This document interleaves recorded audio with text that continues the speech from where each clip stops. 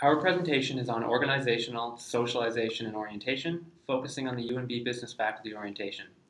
We chose this topic because almost all of our members either were former or are current peer mentors and have direct experience with the orientation process. The topics we will be covering today are the introduction, the needs analysis, training design and delivery, and the training evaluation. The business faculty mission statement is to provide excellent and comprehensive business education for aspiring professionals in New Brunswick and the broader national community, which reflects how the orientation process is developed. The academic advisor for the UNB business faculty, Brittany Herkert, has records that date back to 2005, but the program itself has been running many years prior to these records in some form or another. The training program is revised, updated, and changed year by year. There was recently a major change in the program design in 2013, when a house system was implemented to create a more interactive program. Now we're going to examine the needs analysis of the ISD model for the orientation program. The concern in the Faculty of Business is that students often have difficulties transitioning from high school to university. It is important that the students understand what is expected of them and are given the proper tools for success. The faculty wants the students to be provided with the resources and environment needed for them to succeed. Some of the transitional issues that students need to be informed about are how to manage time, networking, the level of difficulty and workload, class attendance, differences between professors and teachers, as well as the different types of services that are available to help students with a variety of issues. Making sure that the students have a smooth transition into university is extremely important to the overall effectiveness of the program.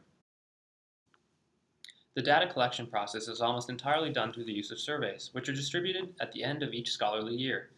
The survey is directed specifically towards the first-year students that have experienced the process, with the end goal of having a more concise understanding of student opinion. The first-year survey results are taken into consideration when planning future orientation programs and are used to examine which categories the program may currently be lacking. The results of the surveys in 2013 indicated that, in a variety of categories, student opinions of their effectiveness has seen a noticeable increase in all areas, and compared to the other faculty orientation programs, ranked among the highest. The 2014 results noted that 84% of students felt familiarized with campus, 90% had the opportunity to meet new people, and 89% felt a part of the community. These scores, among others, ranked higher than the average of all other UNB orientation programs, showing significant improvement over previous years. Now we're going to examine the training, design, and delivery of the ISD model for the orientation program. To have an effective training design, specific training objectives must be established to guide the process. The business faculty orientation is meant for first-year students either coming from high school or transferring schools, as well as mature and exchange students. The purpose of business orientation is for students to gain formal and informal knowledge of the university that they can begin using on their first day of classes right up to the graduation. The standard to which their knowledge will be tested is not as relevant for orientation. The goal is for students to confidently use services around campus, but they can always ask questions or seek guidance from teachers, mentors, or advisors. The business faculty uses a type of blended method that involves both on and off the job training. Lectures form the core training method for orientation, as this is how most of the subject matter experts present. For more detailed information, such as the degree requirements, technology-based training, such as PowerPoints, are used. Breaks throughout orientation are used for discussions between mentors and students so shy people can address their concerns. Lastly, games such as scavenger hunts and the Amazing Race are used to learn the areas of campus. At the end of the second day of orientation, students are divided into one of the 4 business houses and assigned a peer mentor for the remainder of the year. This mentor will send out monthly emails encouraging students to attend upcoming events that they will be attending as well. Before orientation, mentors must receive a faculty-wide mentor training program, as well as a faculty-specific training. All students are matched with mentors very carefully, depending on their personality, hometown, and interests. This mentorship will last until the end of the student's first year when they are now feeling comfortable at UNB. Now that the design of the training program is complete, the first step of delivering a successful faculty orientation is developing a detailed lesson plan for the session. The lesson plan should be the blueprint that outlines the training program in terms of the sequence of activities that will take place. As you can see from the 2015 Faculty Orientation Lesson Plan, it is an easy-to-follow and well-designed schedule of events and presentations. This lesson plan is strong in that the training objectives, the trainees, the trainer, time allocation, and location are all included on the schedule. These are important to be included on the schedule because the first-year business students can see at a glance which speakers are coming up, what the presentation will be about, and how long they will be. The next step of a successful faculty orientation is selecting the right trainers or presenters. When choosing a presenter for orientation, Brittany, the business faculty's academic advisor, contacts the directors of different services on campus to select the best time to present and who will be available to present.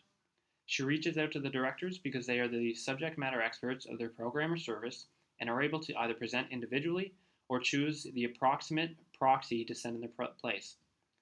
Selecting the trainees to attend faculty orientation may seem obvious, but there is a lot of thought that needs to go into this decision.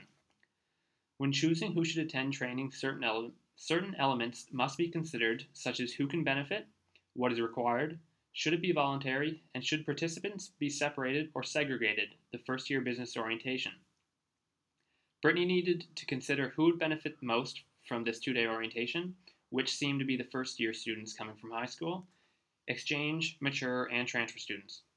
The decision to separate the first year high school students from the exchange, mature, and transfer students is made. This is done because if all the students were combined, there would be far too many to accommodate in the space provided. Training material and equipment are extremely important to acknowledge. Some materials you can rely on the students to bring, such as pens, pencils, and notepads, as long as it is communicated to them beforehand. Brittany sent out an email informing the students of the materials they would need and prepared the other materials such as speaker handouts, business curriculum forms, and so on to be provided at orientation. Ensuring that all the correct equipment is available is a crucial step in a successful training program. Equipment includes projectors, cords, sound equipment, and a computer. In addition to the electronic equipment, it was important to ensure that all the proper equipment for the icebreaker games, the amazing race, food supplies, and spirit materials were ready to go. Finally, when the lesson plan and all administrative duties are completed, the orientation can be implemented. When implementing an orientation, it is necessary to ensure awareness of the learning climate, which includes pre-arrival factors and greeting participants. An example of this with the business orientation is when mentors wait at each entrance to take attendance and to welcome new students to the faculty and UMB. By doing this, mentors are hopefully able to reduce some of the stress of the new students and make them feel welcome. After the positive learning climate is established, the orientation may begin following closely to the schedule. Evaluating the training process certainly helps to make the activities better. Like all steps in the instructional systems design model, it is a critical aspect in the training development process. Its purpose is to draw conclusions on the need to modify the training program by circling back into the steps of the needs analysis and the training design and delivery. The reason for evaluating faculty orientation is to ensure that new students are getting the information and training to be equipped for success in the faculty of business. Evaluations are made to make changes in the future, compare with other faculties, and ensure training practices are being carried out efficiently. It provides an insight on the student experience and how relevant it is to their learning. These are the variables that are seen as most important for the evaluation of the business faculty's orientation. The reactions of students include their opinions and responsiveness to specific activities ranging from guest speakers to campus tours. Perceived and anticipated, support consists of the help that the students need as well as giving the assistance and the resources they expect. Organization's perceptions stems from the new students' views and impressions of the university based on their orientation. Self-efficacy is rooted in the confidence of the incoming students and their behaviors exhibited during the period of orientation. Finally, the motivation of new students can have a direct correlation with the orientation they receive. Typically, the evaluation is completed through a survey questionnaire with standardized questions that are the same for all new students. Questions asked circle around broader categories such as academic aspects, expectations, social expectations, informational aspects, personal assistance, future goals and concerns. In addition, focus group situations are held during the academic year, which reflects on the business administration's faculty orientation as a whole and has been based off of preferences and ideas for change in the future. Discussions revolve around how the student felt, if the orientation activity helped them, and if the activity was applicable to their success as a student. Formative evaluations are designed to help evaluators assess the value of the training material and processes with the key goal of identifying improvements to the instructional experience. The faculty has seen vast improvements since 2008, proving that this evaluation is of great use to orientation planners because it has allowed insight on what areas need improvement. For example, in 2012, only 51% of new students knew how to get in contact with their peer mentor. After implementing the program exposing all new students to their peer mentors and creating an initial bond between student and mentor, the number has increased from 51 to 75% in 2014. Descriptive evaluations could include whether the student is knowledgeable about where to get health services, who to seek for academic advising, or even for simple tips using the D2L Brightspace interface. Evaluators are interested to know if students are comfortable with using the skills they have acquired throughout orientation and if it is relevant to their university experience. The data collection takes place during class to get the most and accurate participation. It is administered by representatives of the faculty and can include peer mentors as a familiar face for the new students. Results are analyzed by UMB personnel to be compared with other faculties to draw on their successes and struggles. It is exclusively non-experimental because students are not left out unless they choose to not be in attendance.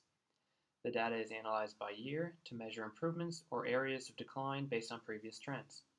For example, between 2012 and 2013, personal assistance aspects of orientation had increased by 10%.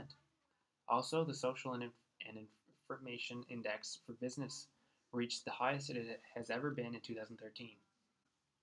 In order to assess how effective an orientation program is, it is important that you evaluate the individual results of the students. The easiest way is to simply have the peer mentors observe the new students. With this, you are able to gauge the motivation and interest of the students and get a good idea of how much information they are taking in. Another means of review is the first-year survey. This is provided to all new students, asking them questions about what their expectations were for the orientation and how they thought the different aspects of it were executed. This is a great way for them to provide feedback on what individual features of the program were well received and which areas could use some improvement. With the goal of providing an informative, resourceful presentation combined with a fun environment that encourages cooperation and involvement in mind, the orientation should engage all students and teach them about the assets that are available to help them become better students. The organizational results are made up of hard and soft data. Hard data are the quantitative statistical facts. Things that would be included in this section are how many people continue to attend events or how many people utilize the campus services available to them. These numbers can be used as evidence in proving whether or not the orientation was effective, as you want as many people to be present at events and services as possible. Soft data are factors that are measured through perception. This includes things like the attitudes of the students. And finally, you want to figure out if the results of the evaluations met the expectations the organization had for the orientation. The orientation has to be engaging, and this reviews how well you met that standard. Continuously assessing the strengths and weaknesses of the organization is a critical part of a good orientation program. This way, you have the opportunity to improve upon the orientation strengths and develop the areas that it struggles in. In regard to the orientation in the UMB business faculty, one of its biggest advantages is that it offers students a chance to get to know their fellow classmates by participating in fun activities. This is a great way to build a sense of community, which is something that the majority of the faculty orientations don't provide. On the other hand, one of the more prominent weaknesses of this orientation is that the lectures are presented consecutively over a long period of time. This is counterproductive because the average attention span of a student is only 15 minutes, and proper breaks are not provided to allow students to regain their focus. This concludes our presentation on the first year business student orientation process. Thanks for listening.